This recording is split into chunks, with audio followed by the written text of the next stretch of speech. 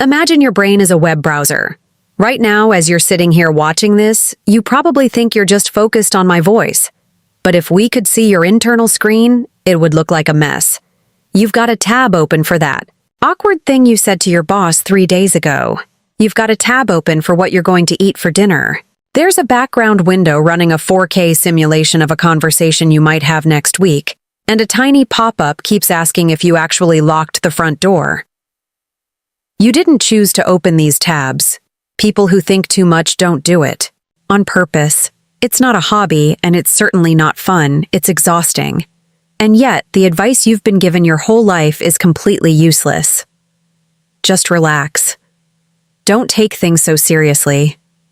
Stop overthinking. This advice is usually given by people whose brains have a functional exit button. They fall asleep in 3 minutes.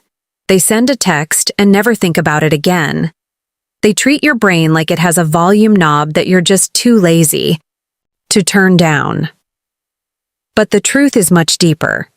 When researchers actually scan the brains of chronic overthinkers, they don't find a broken machine. They find a system that is doing exactly what it was trained to do. Phase 2. The default mode network, the engine that won't die. In neuroscience, there is a specific circuit called the default mode network, DMN. This is the part of the brain that fires up when you aren't focused on an external task. In most people, the DMN is like a car engine idling quietly in a parking lot. It's there, but it's not making much noise. In overthinkers, the DMN runs like a jet engine at full throttle. This is why you can be in the most beautiful place on Earth, on a beach in Bali or a quiet park, and your brain will choose that exact moment to revisit your career trajectory or wonder why you picked the wrong major in college 12 years ago. Your brain doesn't care about context. It has a to-do list of worries, and it's going to work through that list no matter where you are. This is also why you can go on a week-long vacation and spend the first 4 days mentally drafting emails you aren't even going to send. Your body is on a sun lounger, but your mind is in a boardroom. The worst part? Once in a while, this system actually works. You're lying awake at 3 a.m. and suddenly you remember where you put your passport, or you figure out the perfect way to phrase a difficult email. That one tiny win is all your brain needs to justify the other 364 nights of useless spiraling. It whispers to you, "See? I told you this was worth it. If we didn't stay up all night, we would have lost that passport." Phase 3. The childhood prediction engine. Where does this start? For many of us, this isn't something we developed as adults. It started much earlier, often in childhood, as a survival mechanism. Psychologists have found that if you grew up in an environment that felt unpredictable, maybe a parent had a volatile temper, or the mood in the house could shift without warning, your young brain had to get smart, fast. You learned to read the room before anyone even spoke. You could tell from the specific sound of a door closing or the weight of a footstep in the hallway exactly what kind of evening it was going to be. You built what we call a prediction engine. You realized that if you could anticipate every possible outcome, you could stay safe. If you could figure out the mood before it exploded, you could hide or fix it. This wasn't a flaw. It was a brilliant adaptation. It was your nervous system trying to protect you. The problem is, you're an adult now. You're in a safe job in a safe house with people who love you. But your brain never got the memo. It's still running those same threat assessments on a Tuesday afternoon at the grocery store. It's learned to be a smoke detector that goes off every time someone makes toast. You are using survival tools built for a war zone to navigate a quiet life. Phase 4. The dopamine trap.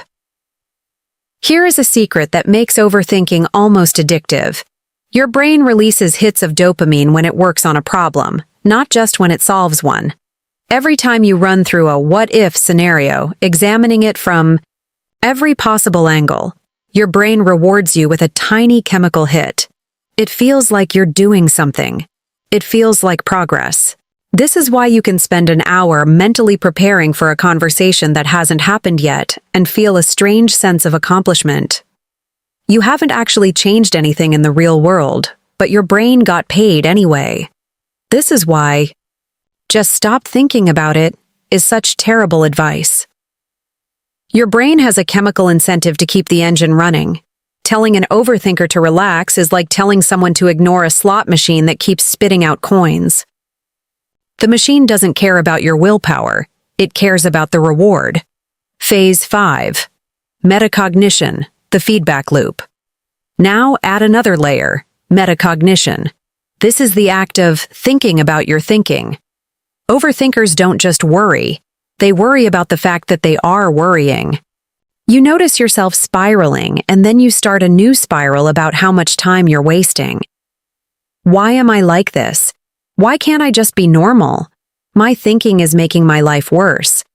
This creates a feedback loop with no exit door. For example, you send a text to a friend, 10 minutes go by, no reply. A normal brain files this under "they're busy" and moves on. Your brain, however, opens an investigation. Was my tone off? Should I have used an emoji? Maybe they're mad about that thing I said last month. Then, you catch yourself doing it. You think, this is ridiculous, I need to stop overthinking. But that thought is just another tab in the browser. You've now turned the solution into a new problem. You might even Google how to stop overthinking and then spend 2 hours overthinking which search result to trust. Your brain has officially turned into a dog chasing its own tail. Phase 6. The hidden gift, cognitive empathy. But I want to tell you something that most people walk right past. There is a reason you are like this, and it's not all bad. A study published in Psychological Science found that people who score high on rumination, that's the clinical word for overthinking, also score significantly higher on cognitive empathy. This is the rare ability to read how other people think and feel, often before they even know it themselves. Because your brain processes 17 layers of every interaction, you are the person who notices when a friend is quietly struggling. You are the one who remembers a throwaway comment someone made 6 months ago and shows up with exactly the right gift or the right words when they need it. You see the things that other people walk right past.